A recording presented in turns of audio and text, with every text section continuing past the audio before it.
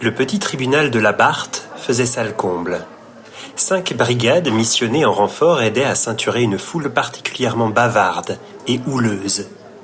Ce n'était pas tous les 4 matins qu'il fallait canaliser tant de campagnards venus des environs, en plus des curieux du hameau. Le succès des procès pour sorcellerie se donnait une fois encore à voir. Des semaines qu'on en parlait à travers le diocèse. Les monitoires, prononcés en chair, avaient mandé quiconque détenait une information importante. Ces témoins se massaient là, apostrophés, alpagués, protégés tant bien que mal par les lanciers. Comme le jour tombait, les ombres projetées par les croisées des fenêtres rayaient les centaines de visages fauves. Les planches gémissaient sous les sabots agités. Les bancs craquaient, membres d'un corps usé par la succession des jugements. On commentait le long des gradins entre 2 mouvements pressés pour discerner au mieux l'entrée de la cour et de l'inculpé. Les robes rouges et noires prirent place derrière les pupitres après délibération.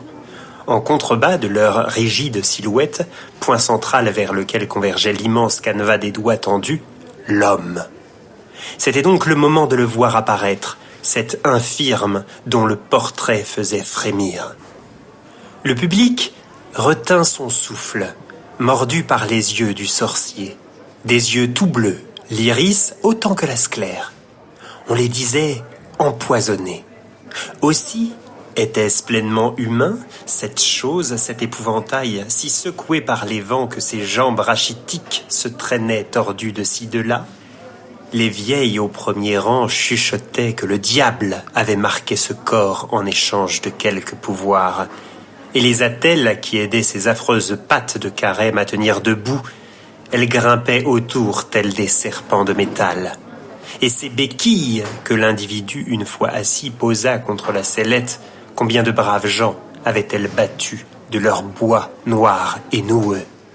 Combien de prises d'élan, combien d'envols à la pleine lune avaient-elles stimulé? Un édenté pointa encore la dense chevelure brune, lourde sur les épaules charpentées de l'invalide.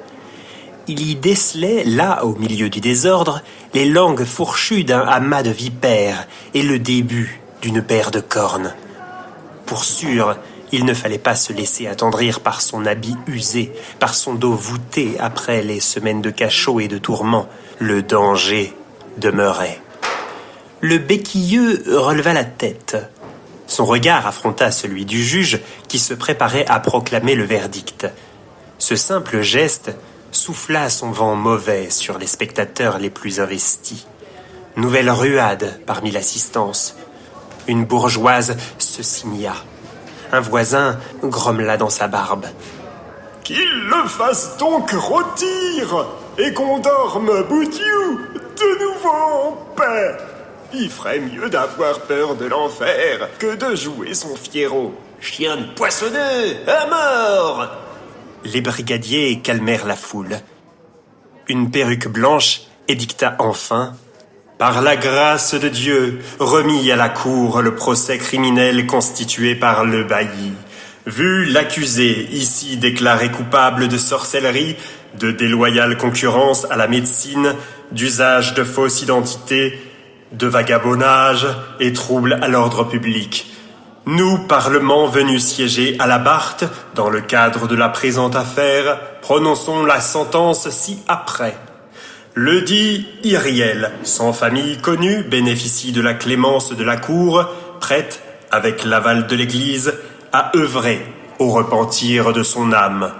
Condamnons celui ce lundi 29 décembre de l'an de grâce 1664 à l'enfermement entre les murs de l'hôpital général de Toulouse pour le restant des jours qu'il plaira au Créateur de lui accorder. Nous avons dit, charge au bailli de faire publier et exécuter le présent arrêt. La séance est levée. Le marteau résonna dans la salle, claqua contre le crâne d'Iriel devenu enclume. Il tressaillit.